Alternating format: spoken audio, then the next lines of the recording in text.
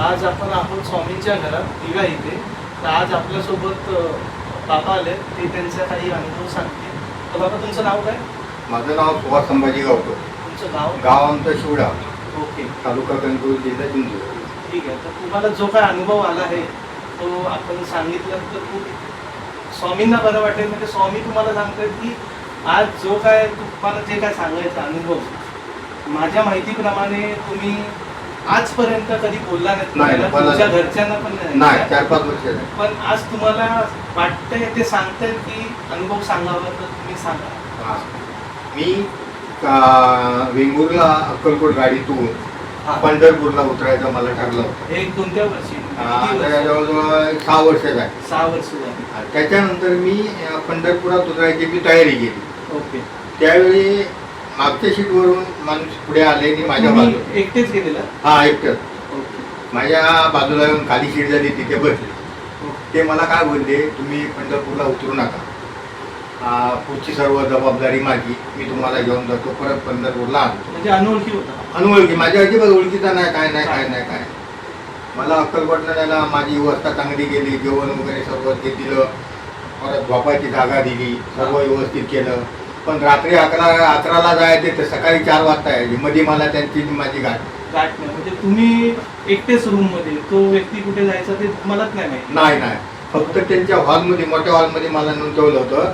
गाद्या घातल्या होत्या 2, एका बाजूला मी, एका बाजूला असं म्हणजे ठेवलेल्या होत्या, बाकी काय नाही. ओके. 4 वाजता उठायचे, आंघोळ करायचे आणि परत पुन्हा आम्ही काकडा आरतीला जायचं. ओके. काकडा आरतीला गेल्यानंतर मला बसवले का परत ते नाही जायचे, ते यायचे नाही माझ्याकडे. म्हणजे तुम्हाला बसवायचे आणि ते परत कुठेतरी जायचे? हो, ते परत नाही, पण अमुक ठिकाणी उभा राहून सांगायचे. ओके. मग तिथे मी उभा राहिलो काय, मला थोडा मला 5 मिनिटांनी ते परत दिसायचे. काय परत पुन्हा आम्ही दोघेजण चहा प्यायचं, परत तिथून कुठे दुसरीकडे जायचं. असं करीत करीत 4-5 दिवस सगळे लाईनीने संपूर्ण. परत पुन्हा तुळजाभवानीला गेलो, तिथे पण तसंच त्यांनी केलं.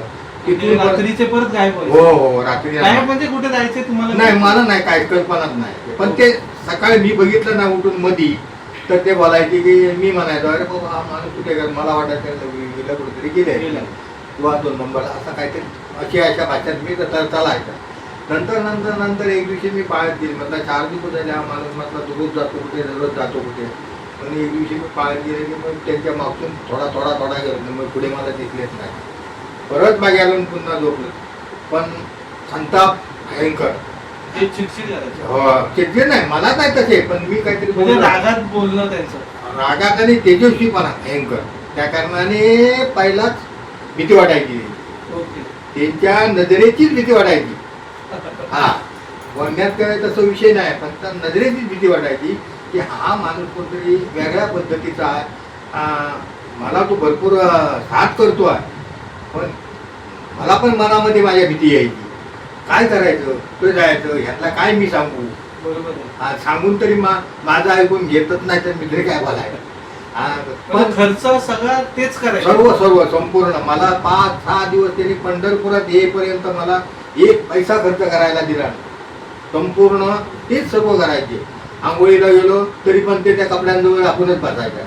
आंघोळ करून आलो, सगळं झालं का परत पुन्हा आम्ही रूमवर यायचं. असं सगळं मला संपूर्ण पंढरपूर दाखवते ते.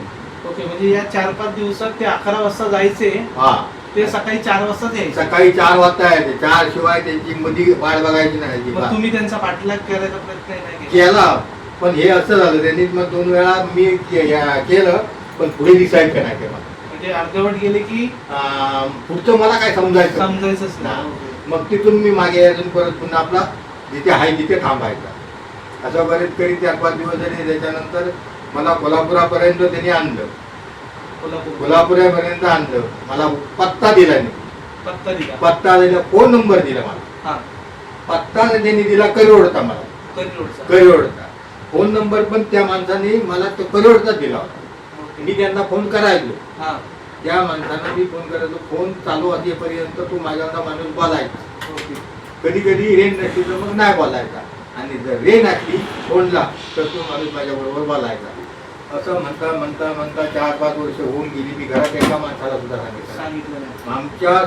माझ्या स्वतः घरगुती माझी बायको होती, तिला पण मी बोललो नाही. म्हणजे आज म्हणजे आतापर्यंत कोणाला माहिती नाही, कोणालाच माहिती नाही. आणि ते कोणाला सांगितलं नाही. ज्यावेळी मी ह्या आता तुमच्या दरबारात इथे आलो, ओके. इथे तुमच्या दरबारात आल्यानंतर समोरच मी बसल्यानंतर मला ती ऑटोमॅटिक मका उमगा झाली. तिकडचं सर्व मला आठवलं की माणूस कोण ओके. आणि चेहरा का. म्हणजे इथे यायच्या आधी तुम्हाला हे माहिती होतं की हा फोटो कुठचा आहे, या फोटो येण्याची स्वामी कुठून आले हे तुम्हाला नाही माहिती नाही. आधी कोणी सांगितलेलं की कलियोडवरून आणले? नाही तसं काय कोणी सांगितलेलं नाही. म्हणजे माझा अनुभव मी तुम्हाला सांगायला लागलो, त्याच्यानंतर ते तुम्हाला ते करिरोड या सगळ्या गोष्टी आठवल्या आणि तुम्ही इथे त्यांच्या समोरच हा उलगडा केला की नाही त्यांनीच मला. आता मी माझ्या ते द्यायला मनातच नाही तर मी विसरूनच फार गेलो होतो. म्हणजे ओके. फक्त एकच विचार होती माझी. सकाळी मी आंघोळ केली, रोजच्या प्रमाणे आम्ही जसे का नाही देवांच्या पाया पडतो तसेच पडायचं, पण जास्त तास माझ्या ह्यांच्यावर समजला.